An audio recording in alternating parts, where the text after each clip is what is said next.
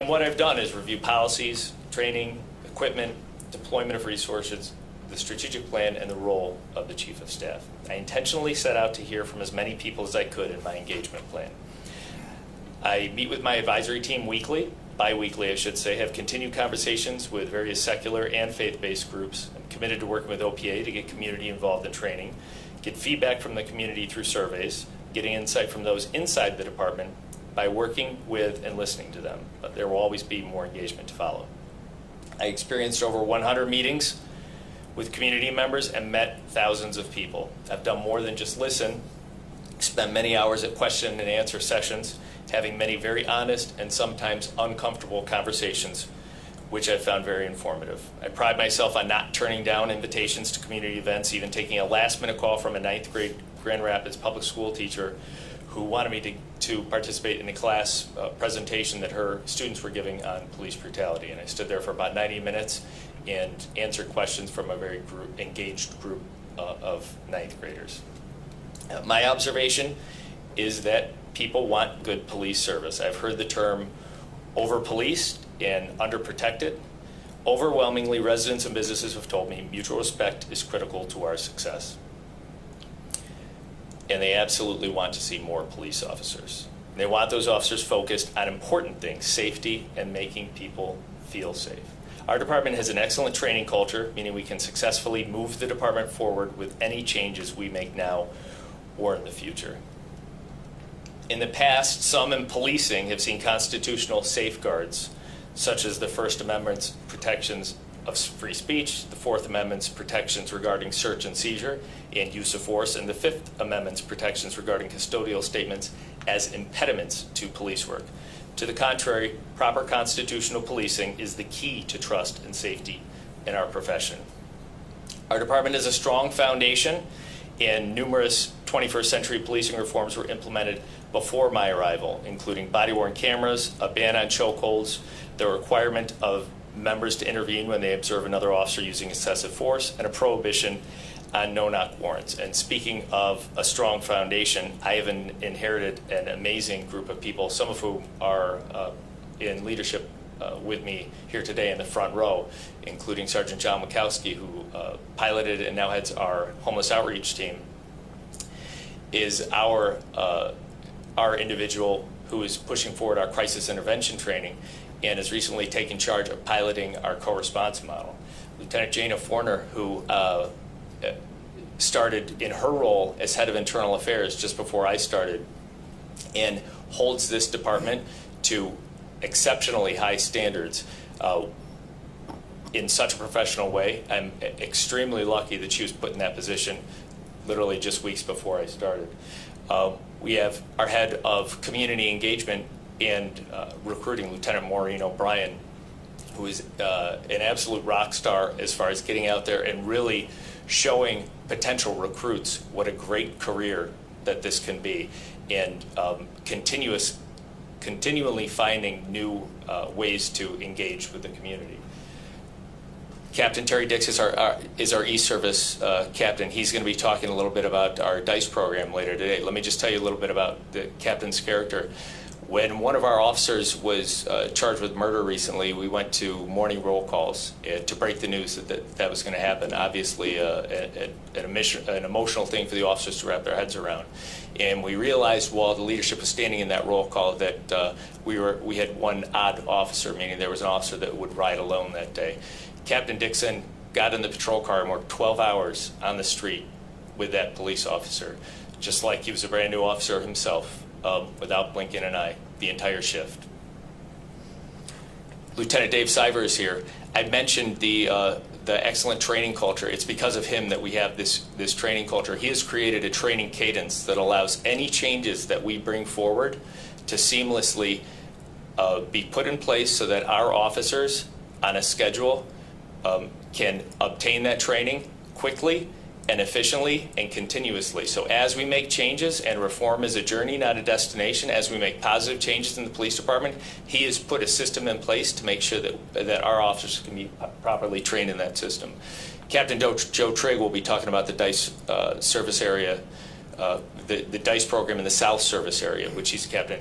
Captain Trigg started just a week before I did in his role in a new part of the city, which he wasn't that familiar with. It's interesting because I show up at community events on a regular basis as I'm trying to learn the city, and I always see Captain Trigg there. In fact, just recently in the Easttown neighborhood at Southtown Church, I heard that there was an event on a Saturday, and I knew that Captain Trigg was on vacation. He was actually supposed to be out of town, and I showed up myself, and here Captain Trigg is in his regular clothes, off duty, just because he's trying to make connections with the community. And of course, Deputy Chief Kristen Rogers is here, who was here with the beginning for me from as I'm trying to find out where to park, how to obtain an ID, all the way through really understanding the history and the inner workings of the police department, and she has been instrumental in moving us forward.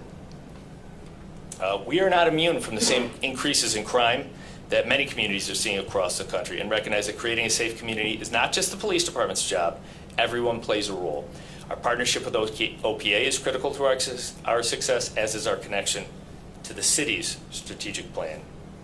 I've heard that from the community that they want honest police. They want police that are good at their jobs, that will be heroes when needed, that have compassion, that will listen, and will treat everyone equally. I want to be clear on one other observation. We cannot lose officers. We need the current funding to reach the staffing and services we need for the city. Here's the plan. We are revising policies to ensure constitutional policing, nationwide best practices, and we are going to have excellent training and training processes to implement these practices. Policy impacts day-to-day action and practice, but policy language can also help change the culture of an organization.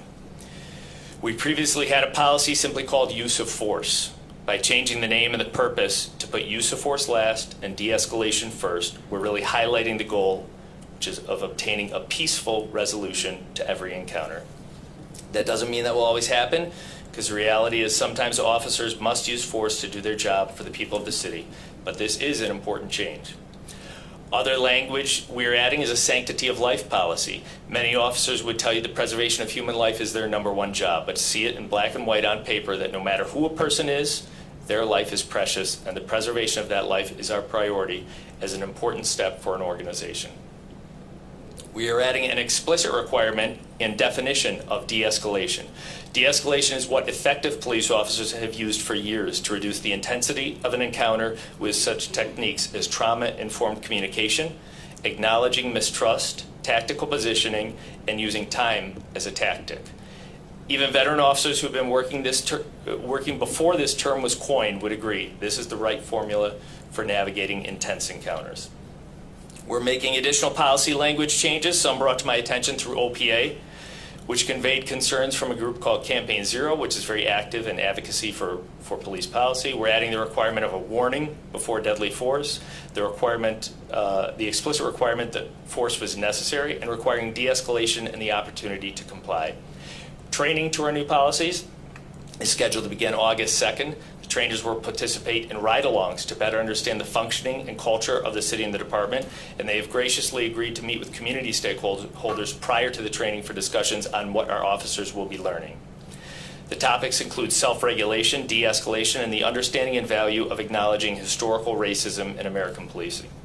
We look forward to OPA's community-informed training as well. I want to clarify something about de-escalation training that we all heard at the last commission, and that is that, quote, 4 hours of de-escalation training or 2 hours, whatever was said, is not enough. And that's true. It's a true statement, but it misunderstands how police training works. The best training is in tactics, is not classroom training, it's scenario-based training. The training our team is getting includes train the trainer, de-escalation, and licensing for all materials, so that this is not a one-off training. It allows our department to incorporate the de-escalation skills learned into the numerous scenario-based training we do on different topics throughout the year. Staffing to full complement is critical. Having 305 officers to support our efforts is important to our success, and opportunities for increased efficiencies through civilianization remain. We are leaning heavily on our special response team to supplement patrol, assist with community concerns, as well as continue to provide specialized emergency services. Their duties last week ranged from conducting community surveys to successfully executing a high-risk search warrant. We will continue to maintain our homeless outreach team, continue our presence in the Boys and Girls Club, and are excited for our new co-response model, which pairs a sworn police officer with a social worker to respond to individuals who could benefit from this dual response. I've included a link on this PowerPoint to a webinar from Network 180 talking about the program at the 30-minute mark. The team started on July 5th and has already responded to over 78 assignments, resulting in 25 diversions to appropriate level care. I spoke to the officer and social worker after their first day, and they shared with me a very early success story we hope to see regularly. 911 was called for a woman trespassing in a parking structure. She was subject to arrest for trespassing, but she was suffering from a mental health crisis. The team identified her doctor, was able to get her admitted to treatment, and learned that she was under a doctor's care regularly. Her prescription drugs had run out, and she had missed numerous doctor's appointments. What could have happened in the past is the woman could have been placed into custody, taken to county jail for processing, for trespassing, where she'd be released, likely returned to that parking structure or somewhere else, generate another 911 call, and have that process repeat over and over. Instead, we had an outcome where a woman who needed medical treatment received it, and untold 911 calls were avoided. We continue to work on our efficiency, having recently empowered supervisors to administratively close calls which do not require a police response, and empowering officers to write abbreviated reports where appropriate. I'm looking forward to strengthening the Freedom of Information Act unit, and will propose adding a domestic violence victim advocate to our victim advocate services. Looking at crime in the city right now, you can see an increase in homicides since 2021, but fortunately not to the levels we saw in 2020. Other crime through June, you can see, is an increase over the years, but I want to comment that our detectives continue to focus on bringing victims of violence justice. Our enforcement efforts are focused on taking illegal guns off the street. Aggravated assaults and auto thefts have risen steadily over the past 2 years, with Kias and Hyundais accounting for a very large amount of thefts in the past few months. Our detectives are doing an excellent job with all crime and doing an incredible job of bringing violent criminals to justice. Officers on the street are doing an exceptional job as well, recovering on average 1.5 illegally possessed firearms every day. We've made on average this month at least one arrest a day for possessing a stolen motor vehicle. And these numbers prove our officers are fully engaged and focused on reducing violence. Just this past Saturday, we had a stolen vehicle ram one of our police cars. 4 occupants were arrested, and they were in possession of 2 illegally possessed handguns. These are the kind of offenders we need held accountable for their actions, preferably before they are able to use those firearms. Crime data is very valuable to determine resource allocations. At our first data meeting, we put up a so-called heat map indicating the concentration of violent crime in the city. The police leaders in the meeting with me all said that they could have correctly guessed the hotspots because they have been the same for years. You see the designations around Eastern and Martin Luther King Street and in the Burton Heights neighborhood. Those areas, along with the Hartside Park, are the current focus of our DICE program. Our DICE, or Data-Informed Community Engagement, is based on the idea of identifying areas that could benefit from additional resources, engaging with residents and other stakeholders about the issues we see, and working together for improvement. The service area captains spearhead DICE and create service referral tracking numbers to monitor activity. Not only do the captains connect directly with the stakeholders, but DICE gives them the opportunity to create more community engagement opportunities for the sergeants and police officers assigned to the areas. The Hartside Park program was not generated by violent crime data. In fact, although there have been several highly publicized incidents of violence downtown, the area hasn't seen the same level of violence as other neighborhoods. But GRPD heard appeals directly from the community around Hartside Park that residents there saw an active drug trade, bringing other criminal activity, including violence, and a general feeling of being unsafe. As I've said publicly many times, I do not think arresting those addicted to drugs is the most beneficial approach for either the community or the arrestee, but enforcing the law against people profiting from the illegal sale of drugs is appropriate and effective. We've begun the enforcement portion of this operation this morning at 10 a.m. As I speak, we are moving to arrest 10 drug dealers who have been in this neighborhood, each of which we have already obtained warrants for.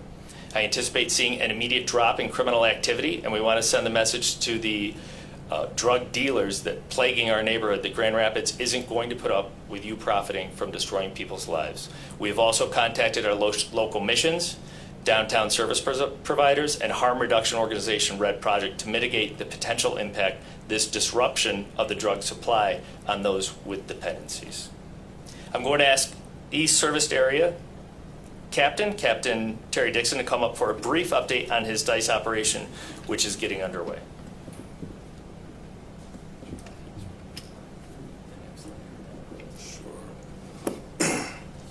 Good morning, Mayor, City Commissioners, and City Manager. So after the data was presented and the crime stats were made available to the service area captains, we then had to design and figure out the exact location and the boundaries for the data-informed community engagement operation. That operation would first begin with consulting, advising, contacting the community at large.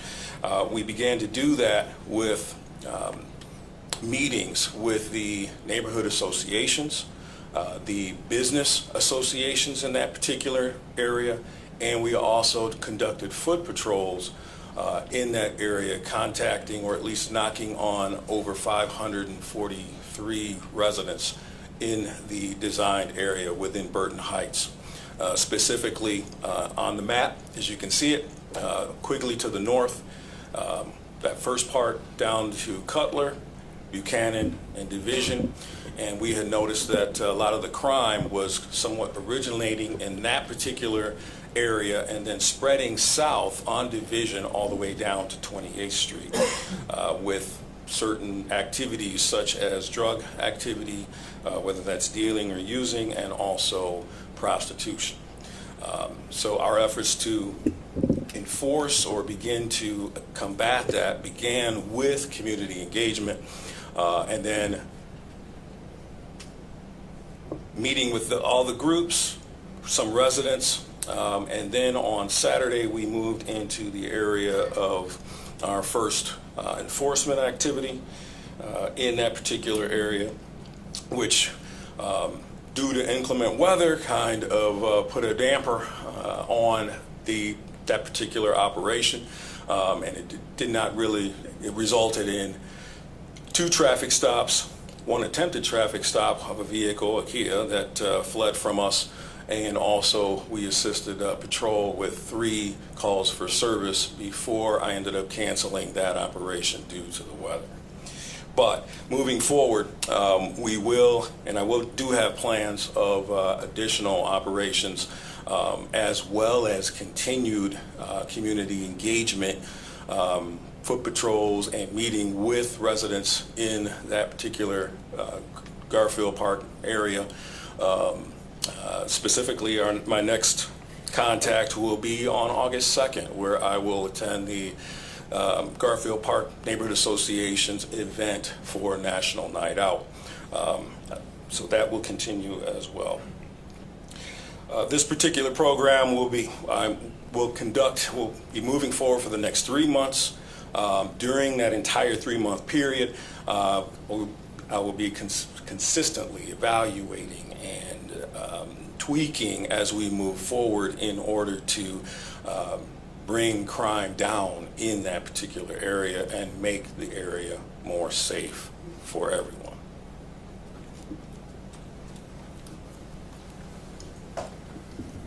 Terry, thank you, Captain Dixon. I'm going to ask Captain Trade to come up to discuss it, beginning his efforts in the area around Eastern King.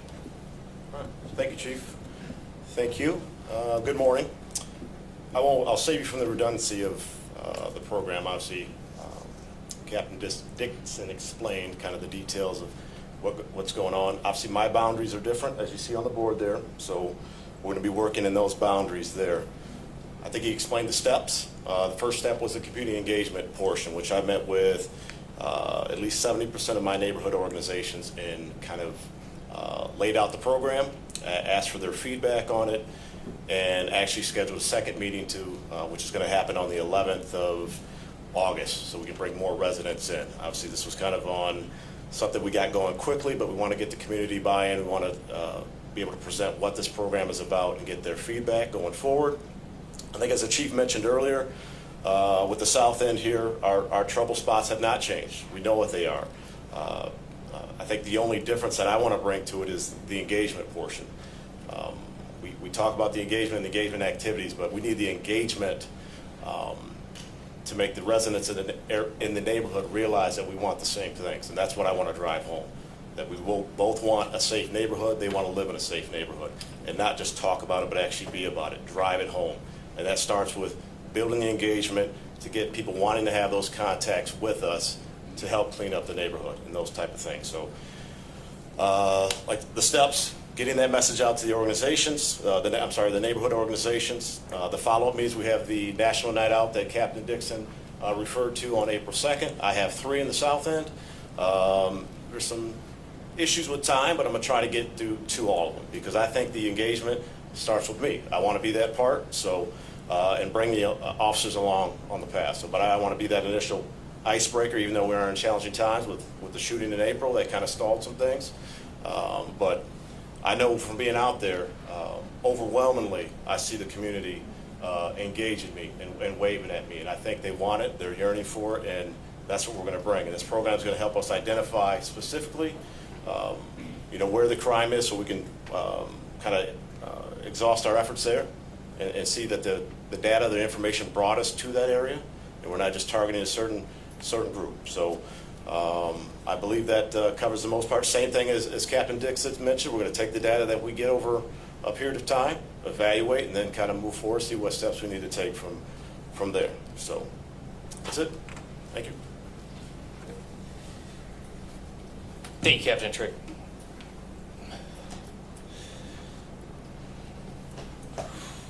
Can't do it alone.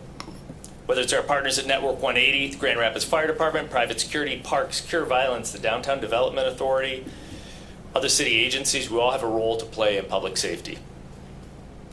We've seen the positive impact surveillance can have on deterrence and addressing crime condition. It's important to ask in government who else can help. We'll continue to collaborate with OPA on training and accountability to assist Cure Violence in their efforts. Our IT team recently changed the way we collect data to bring crime down to the 100 block level for better analysis of the results of Cure Violence activities at their request. And for the first time, they also made a modification to our system to record shooting incidents, which is a valuable data point. I wanted to share with you an example of the outstanding efforts of our officers recently, and I didn't have to go back far. This is from July 20th. This was an arrest made by our SRT team in conjunction with our detectives and our vice. And what this is the vehicle that the offender who was wanted on 6 warrants was arrested in.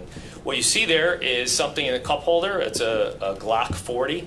And you see something on the ground that almost looks like a child's toy, perhaps a Nerf gun or something. When you look closer, that on the left is a fully automatic AR-15. That is a machine gun.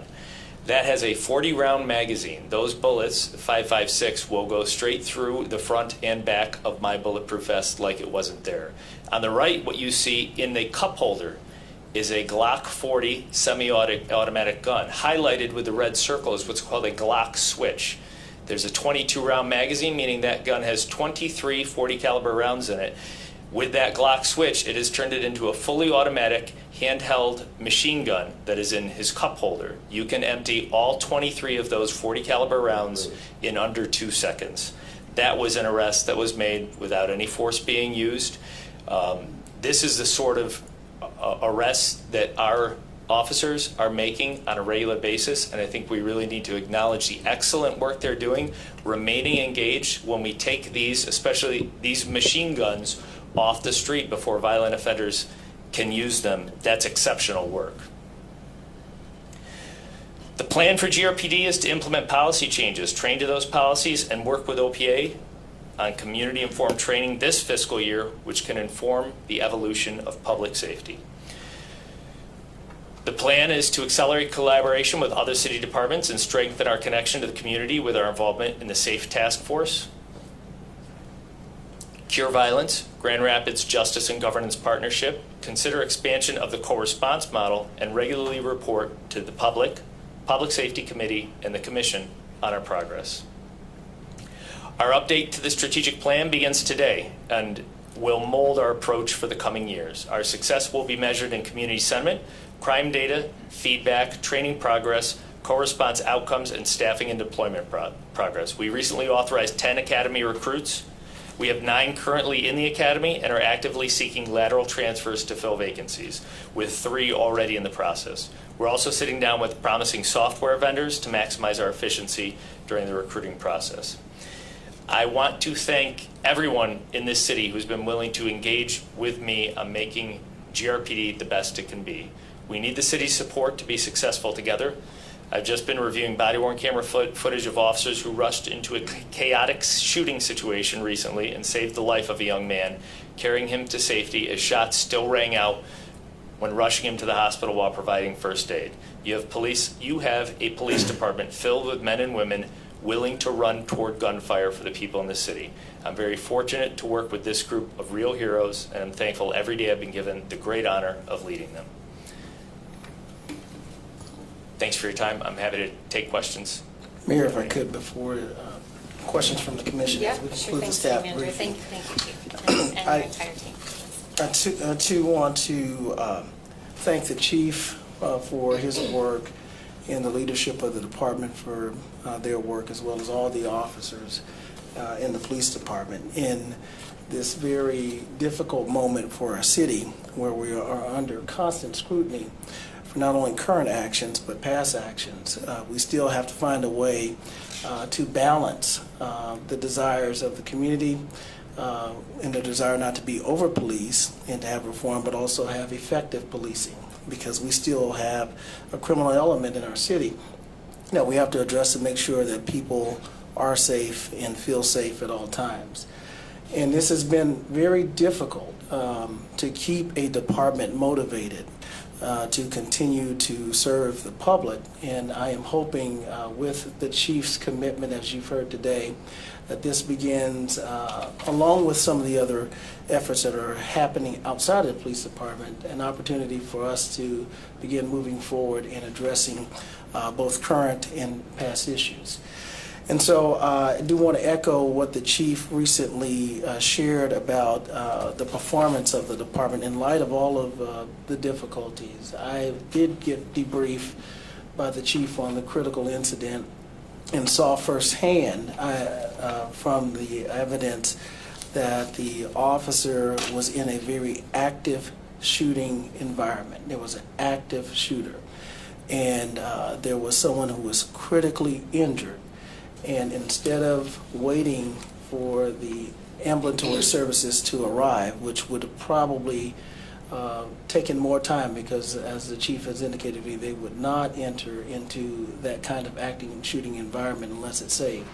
The officer provide transport services to the injured victim, put them in the back of their vehicle and rush them to the hospital to ensure they receive the appropriate medical services and treated them on the spot.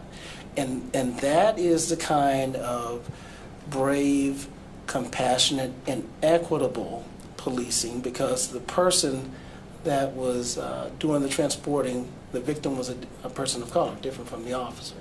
That's what we expect. Obviously, the preference is to prevent that kind of criminal activity occurring. But we want a police department that can both prevent and respond to those incidents. And so I want to thank the chief for reinforcing that kind of culture and emphasize again that it's not going to be an effort that the Grand Rapids Police Department can perform solely. It's going to take community. You'll hear later from our partners from the Urban League and Cure Violence about their contributions, but we have other city departments who also play a very vital role in crime prevention, such as our Parks Department and our Community Development Department. And we will be more deliberately talking about the holistic approach of all our governmental services in addressing some of these issues along with community partners and residents to make sure we have better outcomes. So I want to thank again the chief for his work since arrival and certainly the presentation today. Thanks, City Manager. All right, I think Commissioner O'Connor, are you telling me you want to? Sure. Okay, go ahead. Thank you, Chief. Thank you for the presentation. So I continue to hear you say, and I guess we've touched on this a bit during public safety meetings in the past, is your authorized strength of 305 officers and a desire to have that 305 as a continued number to provide, great quality policing services in Grand Rapids, and knowing the current staffing level of 270-ish, how do we get there? I think that's still my biggest concern with everything is, I want the best and the brightest and the most talented people that you can bring to Grand Rapids to be our men and women in blue uniforms, but we're 40 short, and I think I'm fearful that the attrition rate of people retiring is going to it's going to be really hard to get to 305. So I want you to tell me how you're going to get there, sir. Well, there's two answers. I have two answers. Number one is we're doing everything we can as far as recruiting. My lieutenant charge of recruiting is here, and she's a rock star in our organization. We have been looking, actually brought it up to the city manager, new software that some other agencies around the area have been using and finding some success with, that we have a meeting with that company to see if we can bring that in as far as reaching out to even more people. We're taking every step we can as far as taking trips out. We have trips plans to historically black colleges and universities. We have pop-up events at anytime there's an event that we can put a recruiting table at, we'll put the recruiting table at, reaching out as much as we can. So we're doing everything, but that gets me to the second answer to that question is making her job more easy is letting it be known that this city supports its police department. That's, the last slide is the last paragraph on this slide said, like, I'm really kind of a plea to say, I hope the city starts to recognize, or in fact, in public, I've gotten a ton of feedback that the city does recognize that they embrace the police, they see the need for the police, they support the police, they want the police out there. And so if we can get to that point where we're moving forward, it's been tough since April 4th. I think it gets easier as we go on. When potential recruits see that Grand Rapids police officers are appreciated in their city, it's going to make the lieutenant's job and my job of getting those potential recruits in a lot easier. Because to be honest, if a police department's not on the news, if they're not under scrutiny at all times, it's a little bit easier job for a police officer. If you're working in a more rural environment where there's not always a call backlog, where you're not rushing in to save shooting victims in an active shooting situation, that's a little bit easier of a job. So when you have those two to choose from, you really need a heart of service to come work in Grand Rapids. And fortunately, we're getting those individuals. We need more of them, but I think as we get more support from the city, we'll get there. Thanks, Chief. I'll go to Commissioner Ruppert and then Commissioner Moody. Great, thank you, Chief. So there's a lot to unpack there, a lot to respond to. I made a lot of notes here, but first I just want to say thanks for listening. 100 meetings, I know you love coffee, but 100 meetings is a lot. And I thank you for the two-cupper that we had together. And I love this concept of we all have a role to play in public safety, and thank you for your action at Heartside. So that's a perfect example of a holistic approach, because the residents, we walked around, they saw some trees that needed to be trimmed, some trash cans that they needed, some lighting that they want adjusted, and then they had a very specific ask for the police department, and you delivered on that. So I'm so thankful for that. I'm hopeful that that can happen again. I got to hear Captain Dixon talk about DICE and the Burton Heights Business Association meeting, and I know that they really appreciate that outreach. And I think the thing that's intriguing to me about DICE is that door-to-door work. I think that that's going to be really interesting to see what that yields. And so those are two neighborhoods in the first ward that are on the heat map, and so I just want to say thanks for your action and swift action in both of those neighborhoods. The things that in particular, and I just appreciate your sensitivity to people using drugs, right? It's the dealers that we want to get, so I just appreciate your sensitivity to that. I'm thankful for the update on co-response, just in several weeks, right? That's already some great initial success. I affirm the training culture that you talked about within your department. I've noticed in the last 4.5 years that the training of GRPD is exceptional. And I think that this train the trainer formula, because we talked about that de-escalation training in LA that you wanted to bring, and it's expensive, but if we could do that train the trainer, it helps to spread it out. And so I thank you for that as well. There's a lot of other things in here that I appreciate, the emphasis on de-escalation. I'm really into neuroscience and trauma, so I think that that's a conversation that I think that is really important to kind of continue to invigorate within the department. A domestic violence victim advocate, an emphasis on the sanctity of life. All of those things are things that I just want to affirm. But I think that the thing that I appreciate this morning is the stories that you shared. And I think that when we have an opportunity to reflect on public safety through actual stories that happen in actual neighborhoods and in people's lives, both for the officers that are involved in it as well as the community and how they respond to it, it just really helps, I think, for the healing to take place, is to root it in actual things that happen. And so thanks for sharing those stories, and thanks for all of this work. It's a lot of meetings. I know that in some ways, we're rebooting all over again, but I'm really encouraged by the things that you're mentioning here and the things that you're looking to work on with your team. So thank you so much. Thank you, Commissioner.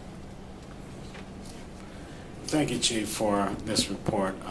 I like the word Kurt said rebooting, but I would prefer reset. I would like to thank you for the work that you're doing, but most I would like to thank those men and women who are sitting right behind you, who've been in Grand Rapids for some time, have done a lot of work in the city. I know they don't get the credit that they truly deserve because of the fact that there's a hostile environment throughout the country. But what I do want to say, and if Captain Triggs could answer this question for me, a lot of our violence are taking place within the 3rd Ward, which is Commissioner Lanier's and our ward. What I would like to do, if possible, with you, if it's available, to sit down and talk with you before some of the meetings that you have, so that we can figure out ways that we can support you and be on the same page. Absolutely. Like I said, I'm big into the engagement portion, and obviously having those sit-downs with you two, because I know you have that footprint in the community. So the more details, the more engagements I can have to be that voice for my troops going in and know exactly what the community wants and what you guys want to see. Absolutely. I think that'd be very appropriate. The other thing too is that, Chief, and your entire command staff, I'm a Grand Rapidian, and I say this all the time. We need to start at home with looking for our recruits. We always go all over across the country bringing in people. But what about transforming the mindset of individuals within the city to gain new police officers? You got a great program here. You're getting ready to start some new things. That's why I call it reset. You're resetting the process. But we got to start at home too, because the best way to build your city is to make sure you got people on your staff that understand how the city operates. I think we're missing an opportunity of getting back into those high schools, middle schools, and start looking for individuals that we can train. I don't know what your policy is on that, but we need to get back into our high schools within our inner cities to bring a new form of thinking for our department. Commissioner, we share your thinking that homegrown talent is the way to go. That's why we have our athletic programs. We've done some youth baseball this summer. We just graduated Youth Police Academy with all Grand Rapids residents, teenagers. Earlier, we have our Explorer program. We want those opportunities. We've also reached out. Deputy Chief Rogers has been working with Grand Rapids Public Schools to try and get back in those schools. So we want to build those relationships early so that when they hit the age to be a police officer, they consider us. We've also sat down with a new director at GRCC's Academy, which tends to have more Grand Rapids residents in it, and talk with him about ways that things that we can do to get more of those recruits, including one of the changes we made recently is one of our officers is going in to be an instructor there now, so that we have a physical presence there, so he can be there not only teaching the recruits, but advocating for our department. And last question, being a part of Grand Rapids, being a Grand Rapidian, I care about the city. This is my city. I get a little bit upset when people are talking about my city because I know that this city is great. I do know that we got some problems that we do have to fix, and it does take us all to do that. And now is the time to do it. Because if we don't, then we're going to be having some dark days ahead of us, darker than what we've been dealing with. So I pledge myself to the city of Grand Rapids, to our 3rd Ward, to make sure that we are in compliance with what it is we want to do to make the transitions. As a funeral director, I buried a lot of those young men and women, some of them. I'm tired of seeing them come before our business to see families hurt. And I hate to see police officers in the same position as well. It is important for us to figure out how we're going to move forward now to make sure that the whole city is able to get the public safety that they need. Thank you. Thank you, Commissioner. Thanks, Commissioner. I'll make a couple comments and then I'll turn to some additional comments and questions from my colleagues. So first, Chief, I'm going to add my thanks to you for your leadership, especially during this challenging time. You really had to hit the ground running and didn't have a whole lot of time to settle in before you had to lead through a hard time. So thank you for that. And I'm going to add my thanks to the entire department that even during these challenging times continue to get up every day and show up and respond to critical incidents in our city. And beyond that, as you indicated, work really hard to get out and increase engagement with our residents and our business owners and identify ways that we can move forward and create the changes that individuals in our community want to see. And it's a hard balance, and I appreciate you weighing both of those and also recognizing that as we try to create change, there's a lot of healing that has to happen. I appreciate you recognizing the history of racism in our country, and especially in policing, and also recognizing and being able to clearly say, we can get through this and we can do better, and here is a roadmap. And we're committed, I'm committed, the department's committed, we're committed as a community to do that, but we all need to do it together. It doesn't just land on your shoulders, even though I know you feel a ton of weight on your shoulders. So thank you for that. I have a couple concrete questions, and I don't know if you or any of the other captains want to speak to these, or maybe even DC Rogers. So I have 3 questions. I'll throw them out to you all at the same time. So one, I'm so glad to hear that July 5th, the co-response team started. So thank you for all your work in getting that off the ground. I'm curious if that is fully operational, if there's a phased-in approach. Are we hoping to kind of learn from it and then scale up? So if you can maybe add a little bit more on where we are and where we hope to be as that program rolls out. So that's one question. Second question, thank you for talking about the need for additional support for victim advocates. I think we've all heard that loud and clear. I know myself and others have been very concerned about not just the uptick in violence, but especially the increase in domestic assaults that we're seeing. And so I'm curious when we're hoping to add some support to that team, knowing that we need to, there's a lot more work to be done there. And I know I've talked to some of our community partners and I've talked to the DC about that as well. And then my third question in response to the stolen vehicles, which I know all of us have heard concerns from our community about, and I appreciate all the work the department is doing as well as all of our partners. I know the Sheriff's Department is actively engaged and our surrounding jurisdictions are engaged in this work. But I'm curious about the impact that challenges in other systems are having in our response to the increase in stolen vehicles. So I know that we still have a backlog in our court system. I know that the Sheriff's Department is short-staffed as well. There's challenges with staffing fully our juvenile detention and jail. So I'm curious your thoughts on what we can do in partnership with community even to try to address this increase in not just stolen vehicles, but the violence that is happening when that occurs. Well, I'll answer the last question first, and then maybe get some backup from the first row here, and that's in reference to the Kias, the Hyundais, the stolen vehicle problem. We have met with Prosecutor Becker and the state and the county because, as you said, there are other systems that were impacted really from COVID and with staffing issues. I would say a majority, especially a majority of those stealing the Hyundais and the Kias are juveniles. So working in that juvenile system, they have staffing issues. They don't have as many services available. They don't have, there's multiple offenders that probably should be housed. They don't have the occupancy for state facilities or county facilities to house these kids. So the options of what to do with this group, which we know are responsible for a majority of the Honda and Kia thefts in the area, it's difficult. It's you said, what else can work? A lot of people think that just appeal to the parents, where are the parents, but then you have a single parent working 2 jobs, and if how are you supposed to keep track of a 15, 16-year-old that's out there doing these things? So I see the challenge. There's no easy answer. The good thing is it's a problem regionally, so everybody in the county at least realizes that this is a problem. That's why we've been having these meetings together, trying to work for solutions. I don't have one now. As far as the enforcement goes, the police department, the detectives, and the forensic team are doing an excellent job identifying these kids who are stealing these vehicles. We can put handcuffs on them, but what happens after that to come to a good resolution is what we're really struggling with. So we're making the arrests. It's just that we're seeing a lot of recidivism, and so that's a system problem.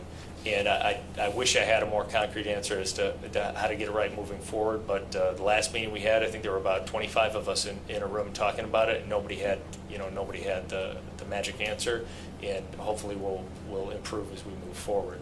Thanks. As far as more positive response, Johnny, are you comfortable talking about the? Okay, all right. This is Sergeant Wachowski. Hi, Sergeant. Good to see you. Good morning, everyone. To your question, Mayor, yes, we are planning on ramping up mobile crisis response. Currently, we're running it kind of as a pilot. We wanted to go slow to ensure that the service that we were providing was service of quality. Officer Smith and social worker Lung are doing a fabulous job. And I think the most important thing to bring home with regards to this program is the saving in resources and the provision of quality care to some of our most vulnerable folks. When they're going to a call or when they're responding to a crisis, the social worker can get on her computer in time and figure out who this person is, the services they're getting, the medication they're on, and their case manager before they even get there, so they can start that dialogue with information already in hand. The team currently works 7 to 5, 4 days a week. They're extremely busy. Resources, obviously, at the Grand Rapids Police Department, as you have heard, are lacking. We, however, hope to expand this program to have an afternoon shift and eventually an evening shift. So still working out some kinks, and I can't say enough about our community partner network 180. Kristen Spikerman, Kenny Garvin, the direct supervisor, have been amazing. So at this point, I am thrilled with the progress. And furthermore, in speaking about mobile crisis, we work also with HOT, or they work with HOT as well as code enforcement, because all of those teams within special operations are related on one level or another. If you're talking about code response, you're talking about hoarding. If you're talking about homeless outreach, you're obviously dealing with individuals that are unhoused. All are about and are a part of crisis response. And Sergeant, can I ask you a follow-up? So Absolutely. I know a lot of work has been going on in our community to create and build a crisis response stabilization unit. I know that's moving along. Are we hopeful that that's going to be in place within the next year and we'll be able to utilize those services as well? Within a year is probably doubtful. It has moved further along, much further along than it has ever been. I've been here at the GRPD for 27 years. About 20 of those years we've talked about some sort of stabilization center. The county is pretty much heading up this. They're doing an amazing job. Certainly funding is a huge issue. where it's going to go is probably going to be on the campus of St. Mary's. But this is a developing program, and certainly the evolution of what this is going to look like eventually has probably not been fully realized. But that's where we're heading. I think we're at a point of no return as far as it actually being implemented. Mayor and probably a few of others know of Common Ground on the other side of the state, sort of fashioning in that model. That will relieve a lot of pressure of our EDs and certainly our jails. So if we divert somebody, we can bring them to a location where they can get further stabilized. So Great. Thanks for your work on that. you're welcome, ma'am. Appreciate it. I just want to say, I think Officer Smith is a great appointment to that role. I think the world of him. He's fantastic. Thanks. I'm going to ask Deputy Chief Rogers to come up and speak to the Victim Services aspect. Thanks. Hi, DC. Sure, hello. Yes, so coming from an investigator role myself for 17 years and working with victims and seeing how the, I guess, times have changed and staffing and resources and stuff, definitely the reduction of our domestic assault response team did hit hard home for us.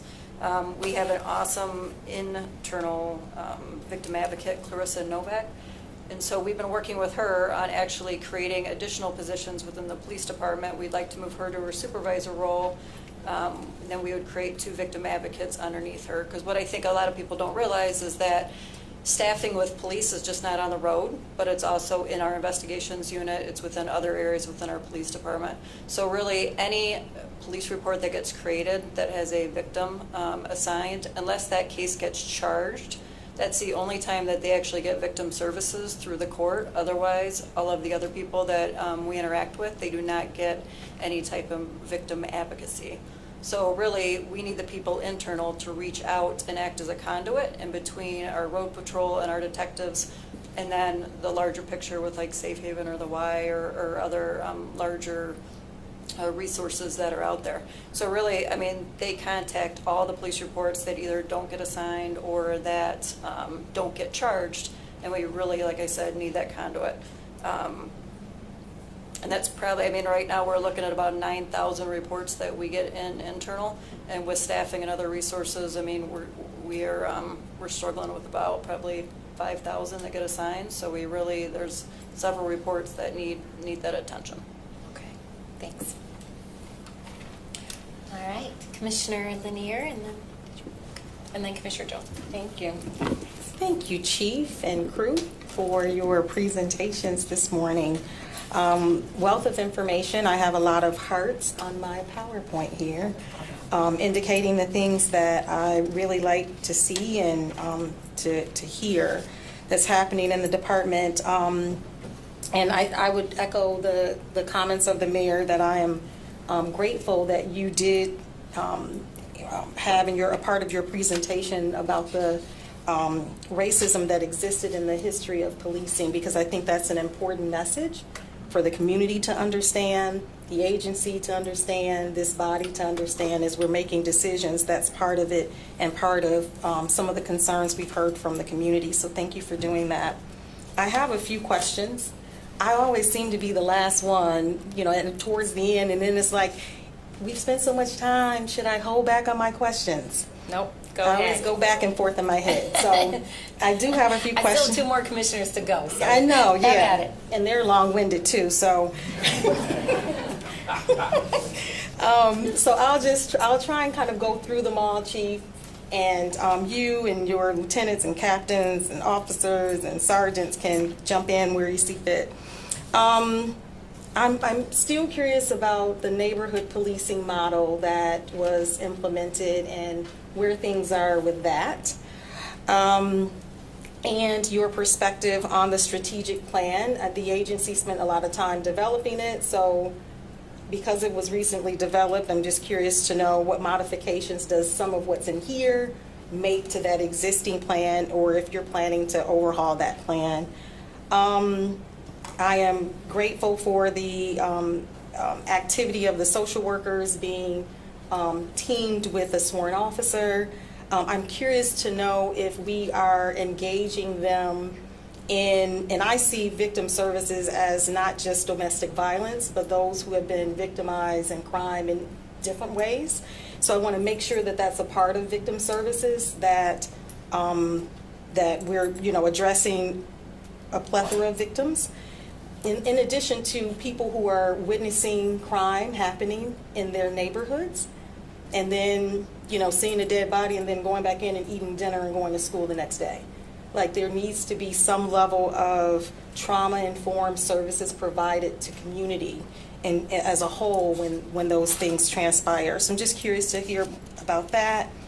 And with the victim support, I'm also curious about perpetrator support, family support. So when a perpetrator commits a crime, their families are impacted by that in some way, shape, or form.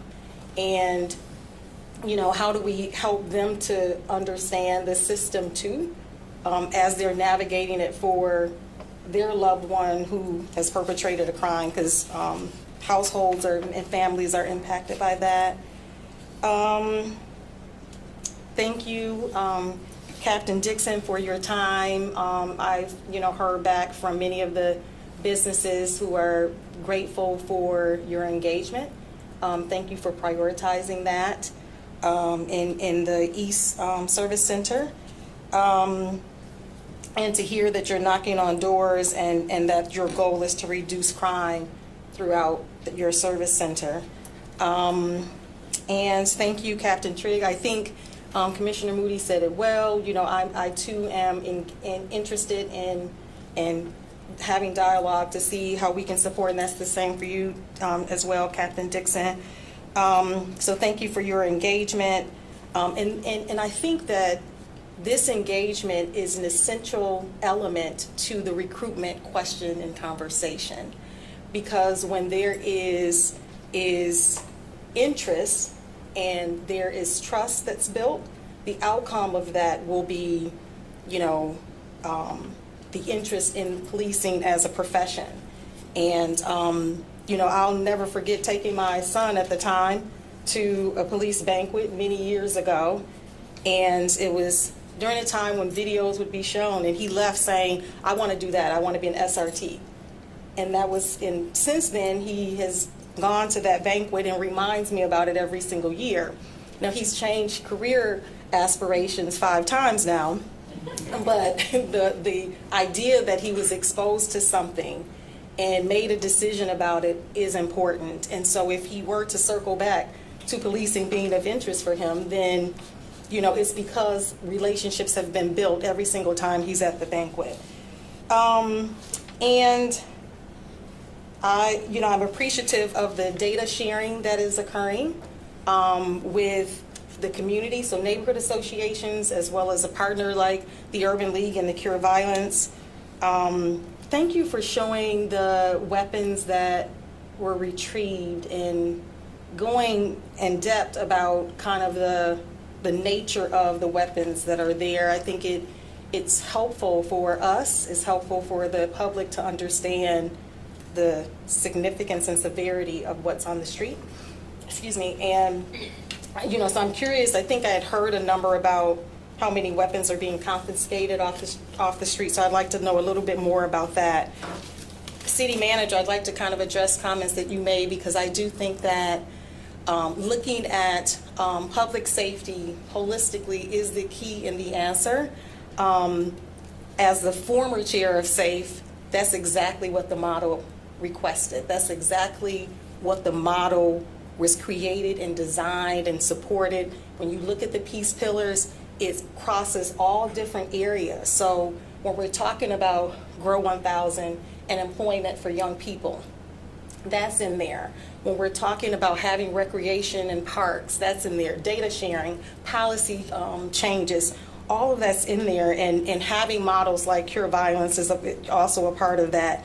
And and even some of the funding of the programs that's happening through SAFE, like parental engagement. So we had program providers saying we would provide these services, but they would leave and some of it would be undone because they're going home and hearing a different message. So they started having programs to bring parents into into the changes that they're trying to help young people to see, and even funding domestic violence programs. All of these things, when you look at the peace pillars, is in there because what we know for sure and what we knew back in 2015 is that all of those things need to be in place simultaneously for you to see a reduction in violence or an increase in public safety. I'll kind of end with just a few more things.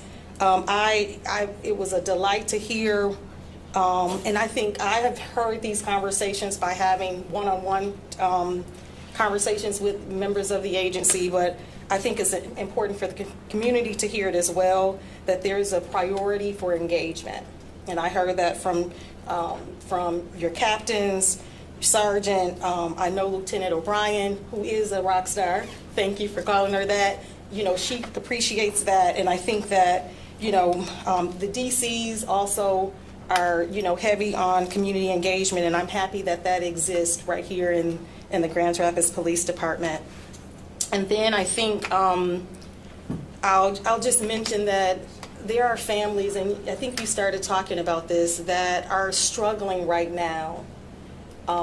Two-parent households, single families, working you name it.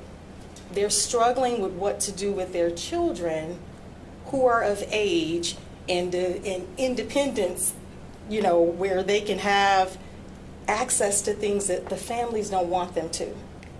And what I hear as an opportunity here for us as a city is that we need to create a place for those families to go, a number for those families to call, partnerships with organizations for them to provide services for them, because sometimes they're fearful of directly calling the department, and because they don't really want the outcome to be prison, but they know their family member needs help. And I see that as an opportunity, and I don't know where that should rest. And perhaps you know that now, but I just think we need to figure out a way to make that available so that even the young people who don't want to get in the gang can figure out a way to prevent themselves from getting into the gang. I'm saying game and not gang, right? Because the game is different than the gang. And they are trying to avoid some of this.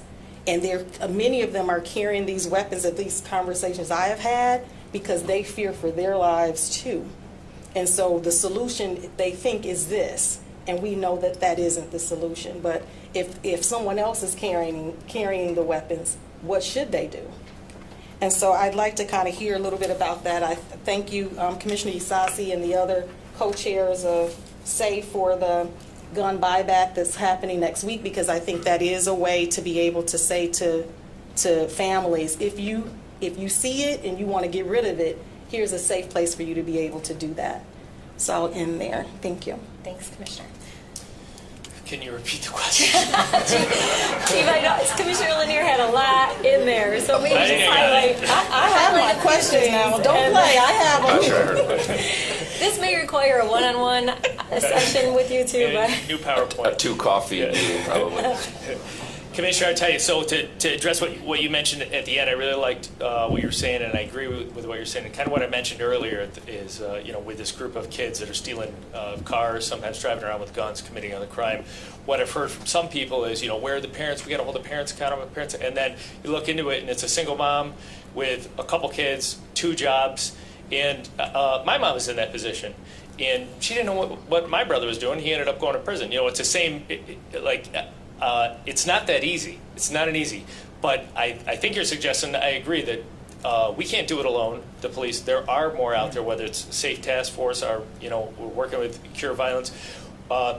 Deputy Chief Rogers and I had a meeting with an organization the other day who gave us these cards. Is like, hey, give these to your police officers. Let them know that if they encounter a family that's in need of diapers of some sort of thing, like let them know we're out there. I'd never heard of this organization before, and now they're just like there's resources out there. So educating our police officers on what those resources are when it's the cops that are called to go to these things.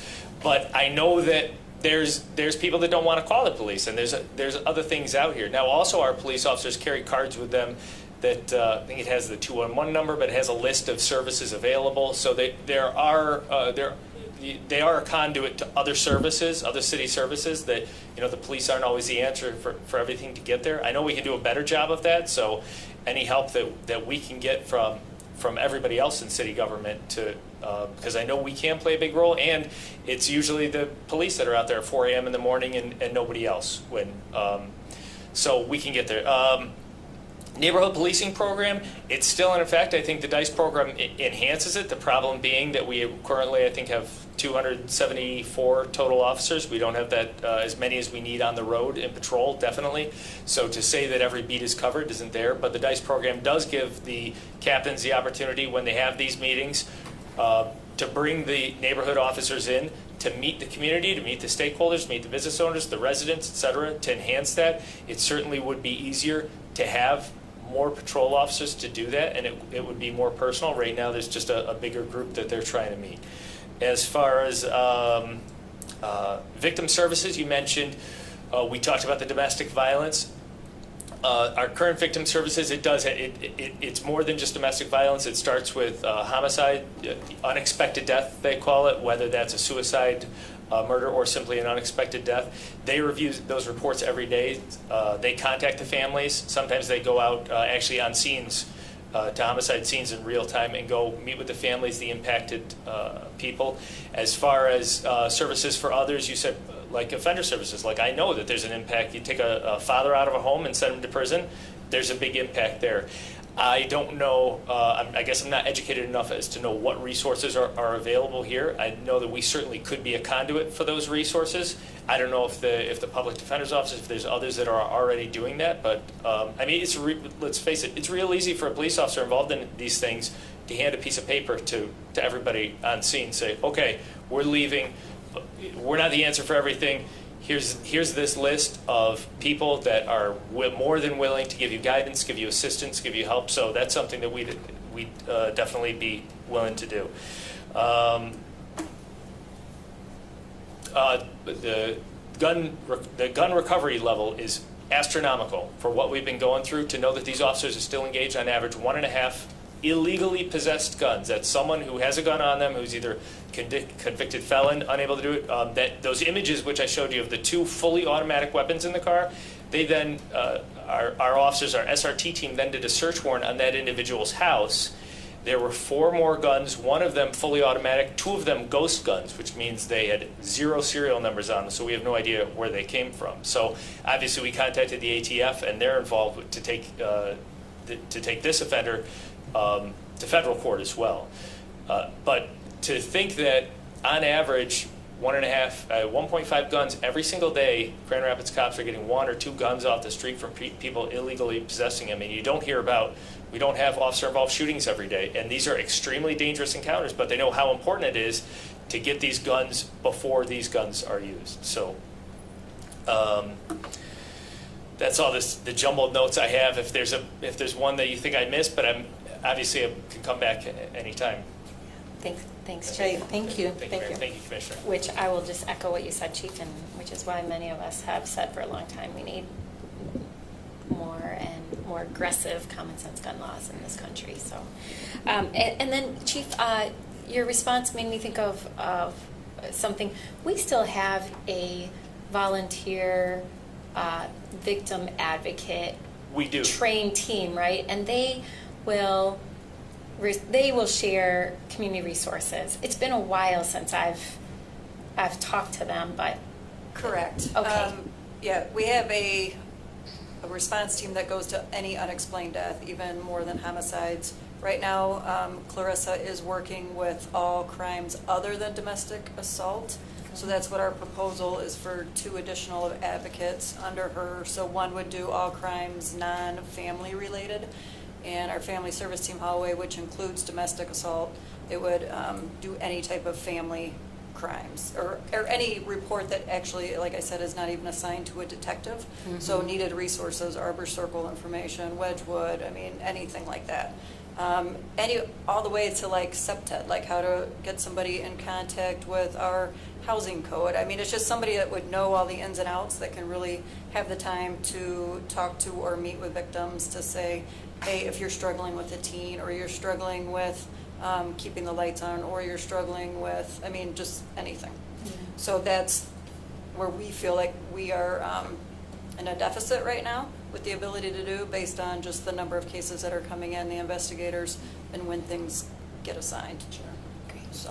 Thanks, Stacey. If I can just add something too, I think another point that I heard through this is that we are solving crimes in our city. And so when you think about, those who are pulling triggers or carrying illegal weapons, they're being, sought after, and the crime is being reduced. And I think that's another element that doesn't get talked about enough.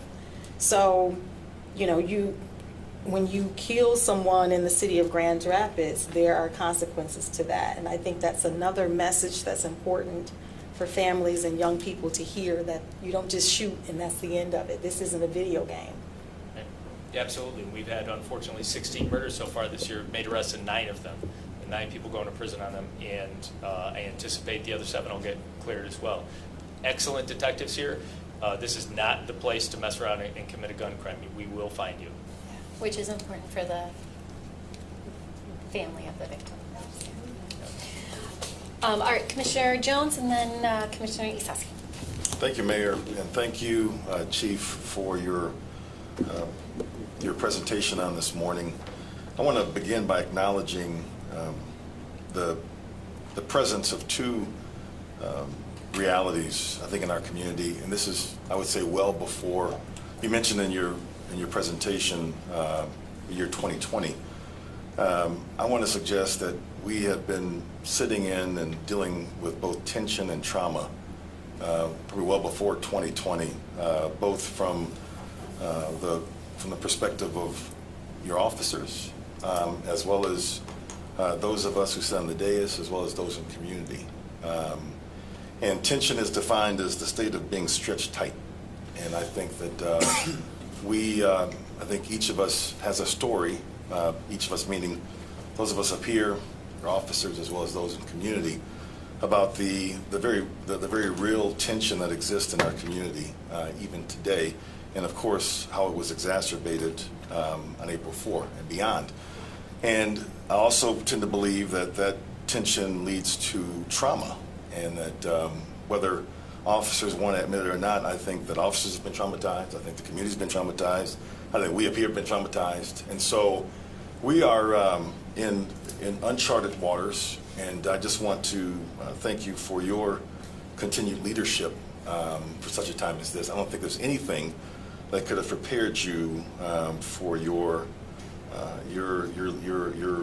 role here. I know that you've had significant experience with Chicago PD, but again, I think that what we're experiencing here is obviously very new to us in Grand Rapids, and I think it takes what you are presenting. I think it takes just that. I think it takes a mindset that is going beyond the norm, and I want to just encourage you and challenge you to try your best to engage or look into or use a lens of innovation when it comes to public safety, thinking out of the box, and also a greater dependence on community partners. I tend to believe that when we talk about our sons and daughters in the community who are engaged in some of the mayhem and the chaos in our community, I don't believe that the answer is additional policing. I believe that it's a combination of things, because we're talking about, I believe, a lot of it has to do with root cause.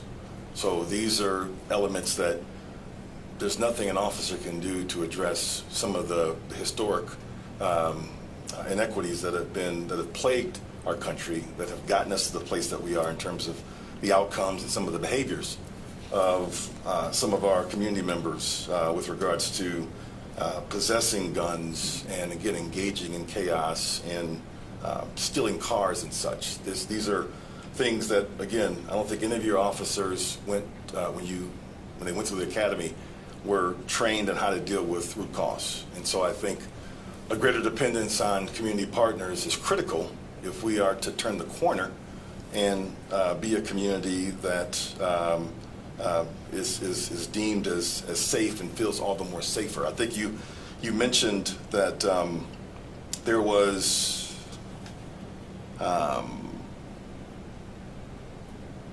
the proliferation of guns. I think one of the questions I have for you is, what do you think the role of GRPD is in addressing the proliferation of guns? Because I think we all know that they just didn't necessarily show up, and there are more and more illegal guns on the street. But what role do you think specifically PD plays in the proliferation? Because I get it. I don't think that any of you want to come in contact with anyone who possesses an illegal firearm.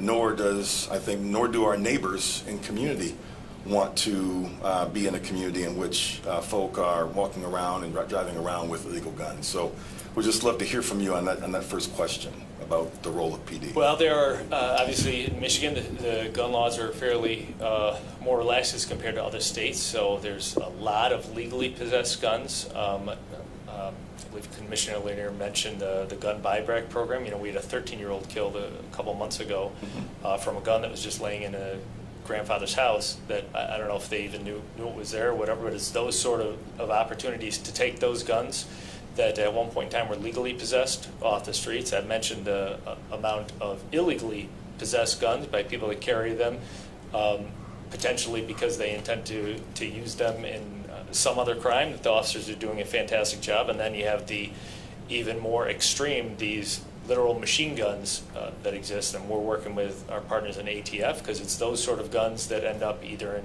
mass killings, school violence incidents, and things like that. Or I should say, the Glock that I showed you that literally can fire 24 bullets in under 2 seconds is impossible to aim. Even a trained marksman could not aim that gun after the first shot.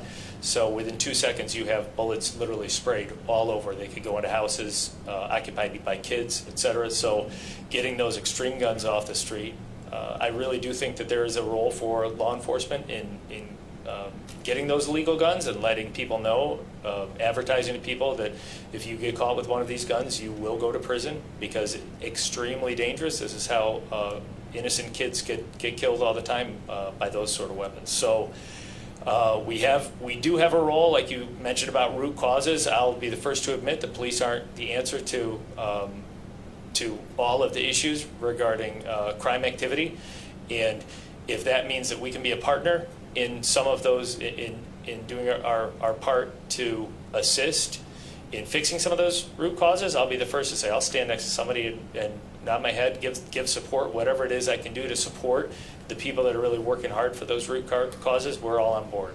But I'll be the first to admit we're not the complete answer, but I do think that there's an important role for law enforcement as well. Thank you. Another question I have is you make mention of part of your work since you've been here has been to take a good hard look at the plethora of studies and plans that we have initiated, starting back with the 12-point plan in 2015. And in particular, I want to lift up the staffing analysis that came by way of the Hilliard-Hines study. And you make mention of your initial action plan to review and consider different deployment strategies for sworn staff. Again, recognizing that we're in a season right now where I think you mentioned the number 274, but there's a budget for 305.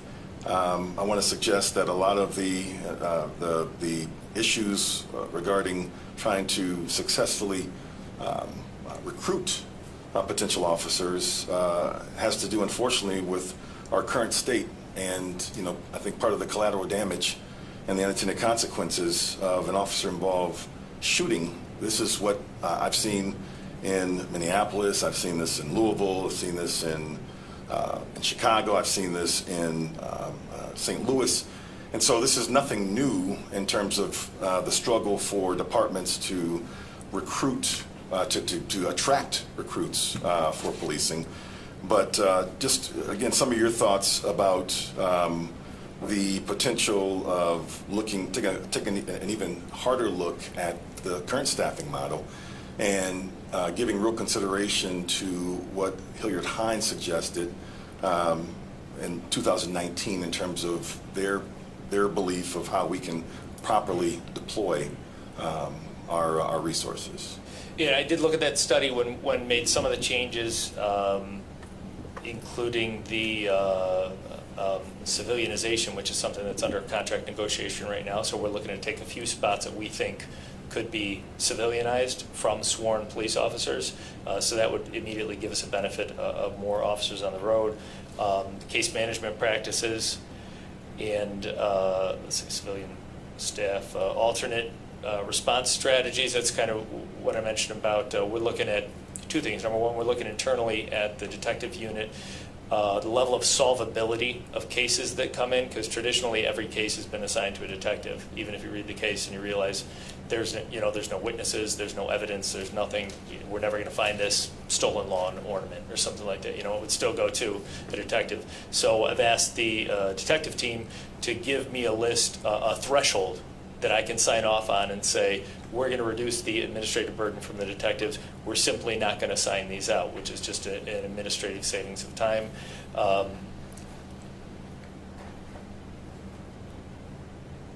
Another recommendation for them was using data-driven practices, which is something I obviously 100% agree with, and that's something we're going to. So I did like the Hilliard Hines study. I wish they had spent a little more time here.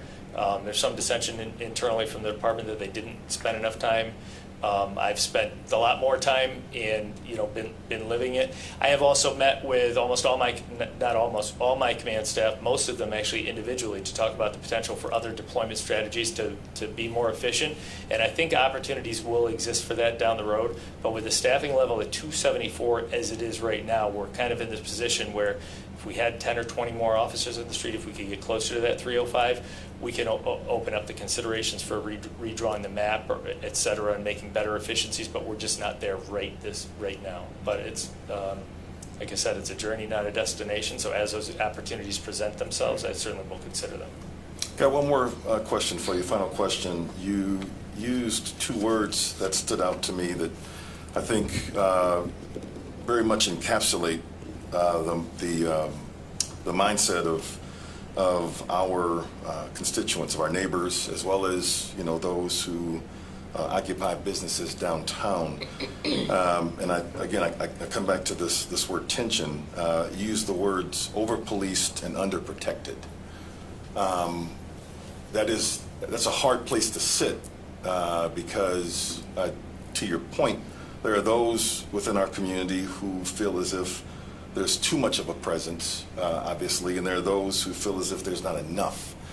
I'd be interested in hearing from you, and again, this could probably go on for some time, but just some of your initial thoughts on how to successfully navigate that. Before you answer, I'd also just want to acknowledge the work that the department is doing right now, the officers. Again, I know that for all of you who are here, as well as those who aren't here, these are they're difficult times. And I believe that it's times like this when folk need to be invited to sit in attention.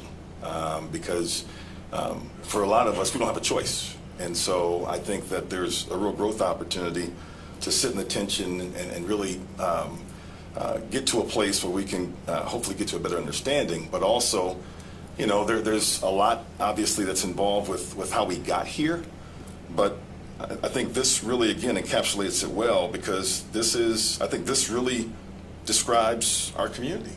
Some, again, feel over-policed, others feel underprotected. So just your thoughts on that. Yeah, for me, that's sort of when someone comes and says, why did I get pulled over for taillight? I'm a busted taillight. Is that really something the police should be spending their time on? Maybe, maybe not, generally not. I would say that traffic stops have to be public safety driven. But if you're in a neighborhood and you see people getting stopped, or if you yourself are being targeted because you have a cracked windshield or something like that, that's a feeling when you say like, oh, now I'm over policed. And then I call 911 because there's something real dangerous going on, some unsafe thing, and it takes 15 minutes for a police officer to get here. Now I'm feeling underprotected. So it's a balance of, we need the police officers, we need to cut down that response time, we need to make sure that the police are there when we need them. We also make sure that the activities that they're doing are embraced by the community, and they're not over-policing. They're doing good policing, and they're doing it promptly. So finding that balance so that people don't feel either over-policed or underprotected is where we're headed. Thank you, Chief. Thank you, sir. Thank you, ma'am. Thanks, Chief. Thanks, Commissioner. And I'll do a final comment and question from Commissioner Isasi, and then I'll turn it back to our city manager to close us out on this briefing and then move to the Cure Violence update. Commissioner? Thank you, Mayor. Thank you, Chief. I'll echo a lot of things that my colleague said. I remember talking to you in the early days of you being here. I remember sitting in this room and being very impressed by your presentation, and I'm glad that you are here leading this department. Thank you to all of your leadership that are here today. Thank you to the officers that engage every day, especially, let's admit the past couple of months in these chambers have been difficult to be in. We've felt that, as my colleague talked about, the tension and the trauma. And there's been a number of officers, I don't know all their names, who have sat here in the front and been talked to in ways that felt like we've been talked to. And I know that's not the only instances, but I think, we need to continue to call out the way to have conflict and engagement in this place without targeting individuals. So thank you. The things that I heard that were really very on message for me, actually, city manager said it, I had written it down before you were saying it, is a holistic. This is actually a quite holistic, very detailed, which includes both tactics, measurements, as well as stories. So what you've laid out today is both a qualitative and a quantitative sort of look back, as well as your plan. I'll be honest, I've only been on the commission, this is my third year, but this is the most detailed update that I've received. So thank you for that, and thank you for those that presented or were part of the presentation. Some things that highlighted, connecting to the GRCC Academy. I think this is something that our colleagues, many of us have brought up over time, talking about how do we encourage others that are homegrown, who represent the community both racially, gender-wise, to come into our ranks. Share that same appreciation with Commissioner Repart about Hartside. We did some walks on some different days, drive up and down Division, and to know that where many of those things are happening are just a short walk away from headquarters, where you see things that could be human trafficking, sexual trafficking, things that are tied into that illegal drug selling is very concerning. So thank you for being there and for those that were involved in that. The highlight that the connections are not just with OPA, so appreciate you, Brandon, and OPA, but there's also many other departments inside the city, and you called out a number of them, as well as I know you've made important connections to court system, our prosecutor's office, and other officials. I too share the same sentiments about domestic violence. I think if we overlay this information, so many of these stories, I might call or hear the details are tied into a domestic violence interaction, whether it's with a family member or intimate partner, as well as the removal of guns. And I echo everything that Commissioner said about SAFE and look forward to that continued holistic view of how do we reduce violence, needing that sort of on the ground relationship and connection point, as well as the investment into programmatic and root cause analysis pieces. Another highlight certainly is the community engagement, the going door to door. I've never heard those numbers. I haven't heard that. Thank you. I think going door to door, we do it when we campaign, and it's different. You're asking somebody to sort of come on your side, and you all have to do that as well, right? And there's a whole bunch of reasons that people don't want to answer their door, right? And so to stay committed in the numbers that I heard were certainly impressive. So my questions, because Commissioner Lanier, I will so miss you come 2023, so I only have 3 questions. One specifically around technology. That was one thing that I didn't hear. I heard the use of data, which I think is important, but I didn't hear sort of a connection point to probably some conversations that we had last fall around community engagement sessions, listening sessions around sort of like aerial supports and things like that, drones. I know that's been a conversation point in the past with public safety. So I'd be interested to hear, is that something that you're still looking at? What is that intention on, I know it's not just drones, but I'll use drones for lack of a better word. And then my other question is really around the staffing piece. As people have heard, I know there was a pop-up event maybe last month or the month before. I've had a couple of people reach out to me. Again, it's perception or it's their feeling, I don't know for sure, but some people who have said, I know family members or others who have wanted to apply, who have applied, and they have not made it through the process, but maybe they got hired in another agency or another community. Is that something that you all are looking at? To Commissioner O'Connor's point about the 41, typically hiring it has been a filtering process. It's a deficit process where you go and go and go, try to find this purple squirrel, this perfect person who's going to do this work. But, many of the things that we've engaged with on the more of the civilian side on like Higher Reach have taken more of a asset-based approach where you open it up much wider, and instead of trying to find ways to say no, you look for ways to say yes to individuals. So I'm interested in how that hiring process is changing or how it's being informed, and other considerations. I know that, again, in those 100 or more meetings, I'm sure other people might have shared that same sentiment with you.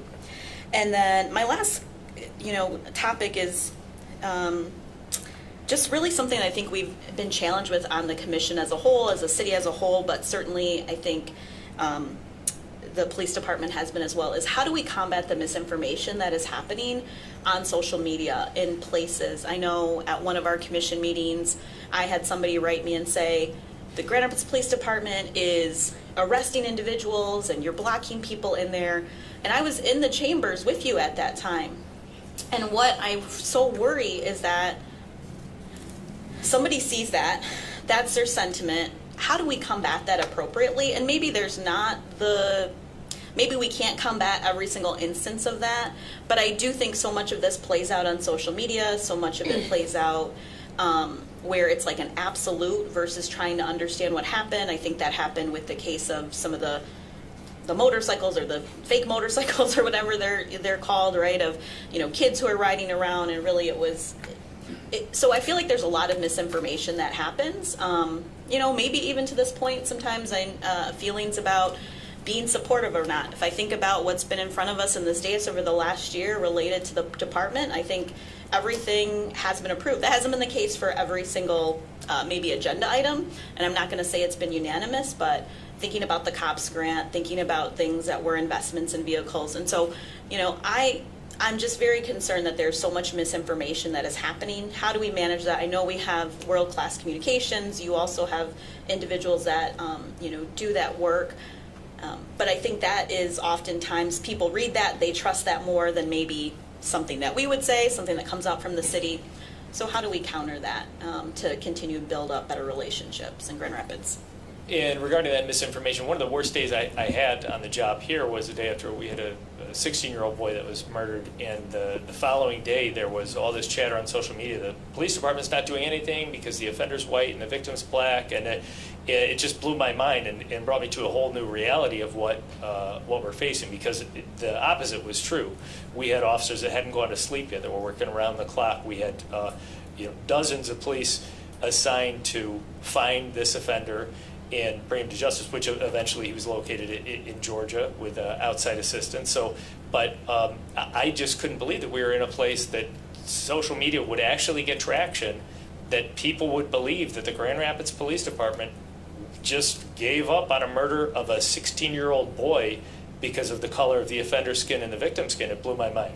So how to combat that, I see the challenge, and for me it's I think it's just going to take a record of good communication and information over time. I know I try to make myself, as I hope that the media would agree, but I try to make myself as available as possible. I got a busy schedule, but I try not to turn down requests for interviews, and I try to explain, I try to answer those questions just to be as open and transparent, as honest as possible. And I think if we maintain that record of transparency with everyone, hopefully we'll get to a place where the social media has less of an impact, or less people are bound to share or like an article which says something outrageous like, we don't care about the murder of a 16-year-old because of the color of the victim's skin, which blew my mind.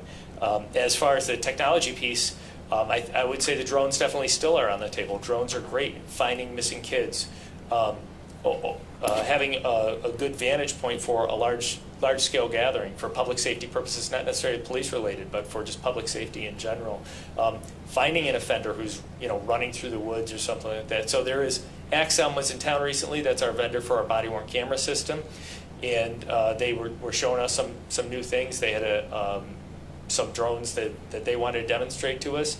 It's something that working with the commission and working within the bounds of the surveillance policy, if we can get there, I think it is a tool that's valuable. A lot of other agencies around the area have drones and use them on a regular basis, so long as it's used for a proper purpose. I think they're great, and I would like to get to a point where we could use those. As far as hiring standards, there's been a lot of talk like, are you going to lower your standards? We're not lowering standards. We are changing standards to meet the reality of the day, and that is one of the standards we changed when I first started was, we had a list of potential recruits, and two of them we were considering eliminating because of they both had a couple prior marijuana usages. And I looked at it and I said, geez, driving in here for, in my moving truck as I came in, I saw so many advertisements for legalized marijuana, on the side of the highway. I'm like, if we keep this up, we're never going to have any recruits come 2024. So I'm like, I can sense the culture here. So, it's the same thing. And I brought it to my PCAT team that day. I was like, hey, what do you, I'm trying to get a sense of the culture here. And they're like, well, would you, eliminate a recruit who had drank vodka 4 times when they were 20 years old? I was like, no, I wouldn't. They're like, okay, well, there's your answer. So we are making sure that our standards meet the times. I have heard stories about qualified candidates who were rejected here who went elsewhere. I wish that whoever was rejected would reapply now so we could take another look, because we really do need the recruits to come in. But those standards are always under evaluation, and I think everybody's got to get a fair shot while I'm the chief. Thanks. Hope that answers your question. Yeah. Thanks, Chief. And Chief, I'm just going to thank you for referencing the tragic case with the 16-year-old victim. I think every single one of us were startled and quite frankly shocked at some of the misinformation we saw on social media related to that case. Just a real tragedy.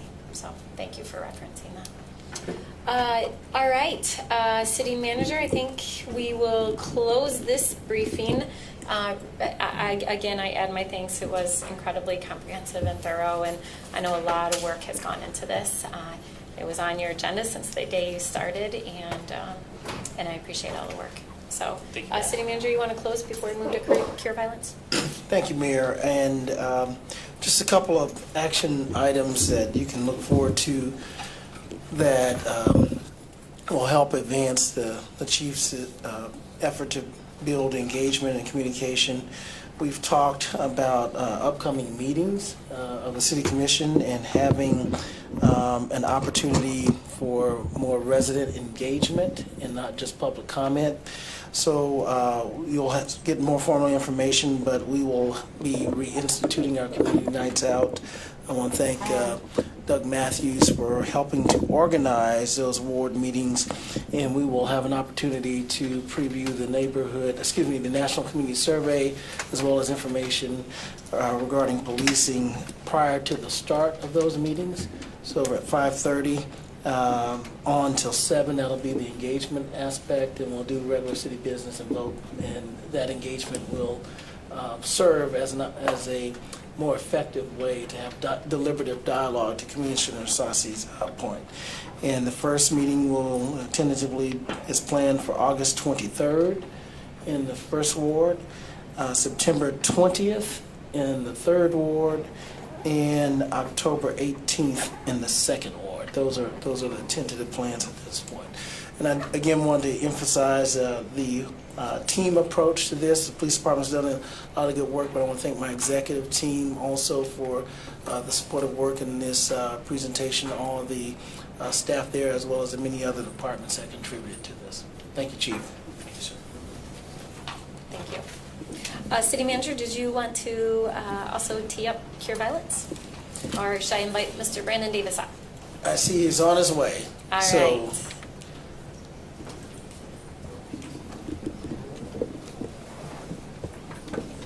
Welcome, Mr. Davis. Thank you and good afternoon. Today we are having the first annual report from Cure Violence Grand Rapids. As you all know, the Urban League of West Michigan is our lead agency. They served as our implementing agency, and now is our operating agency implementing Cure Violence in Grand Rapids. As you'll recall, Cure Violence is an evidence-based violence reduction program that came as a recommendation from community and was actually documented in the SAFE 2015 report. So it was talked about for many years in Grand Rapids. And it may have seemed like we've been doing it for a long time, but in fact it was never actually approved until the end of fiscal year 21 and became operational in fiscal year 22, starting with hiring, and work really began a few months after that. So this is part of the solution to violence reduction here in Grand Rapids. It's part of how we work to ensure that all people feel safe and are safe at all times in Grand Rapids, but it's not the sole solution, nor is it a short-term fix. It's a long-term way that we address detecting and interrupting violence. So with that, I will turn it over to Steve Jackson from the Urban League, who will take us further. Great. Thank you. Welcome, Mr. Jackson. Good to see you. Thank you. Good morning, everyone. My name is Steve Jackson, and I'm going to be one of the presenters today. Dr. Stephen Worth is going to handle the data side, and I'd like to acknowledge my president and CEO, Eric Brown, also, for the annual report 2022. Just going to briefly tell you about our agenda today. We're going to talk about why cure violence and how does the program work.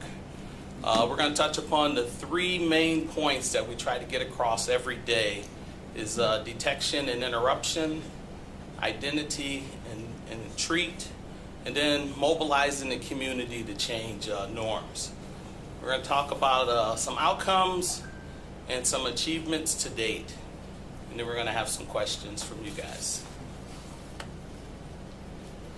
Now, I'd like you to take a moment, close your eyes, and imagine a city without violence.